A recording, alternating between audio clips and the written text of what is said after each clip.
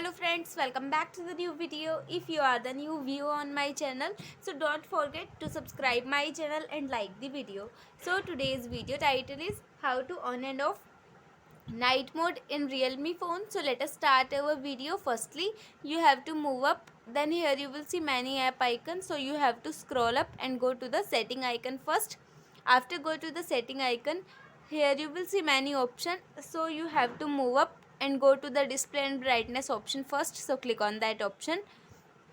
After that you have to move up and go to the dark mode option. Here you will see the name of dark mode is called the night mode. So if you want to on night mode on your mobile phone, so you have to on this and click on and here you will see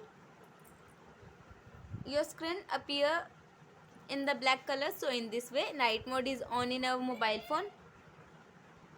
And if you want to off night mode on your mobile phone, so you have to click on that and here you will see in this way night mode is off in our mobile phone in this way. So I hope this video helps you. So please subscribe my channel and like the video. Thank you so much for watching our video.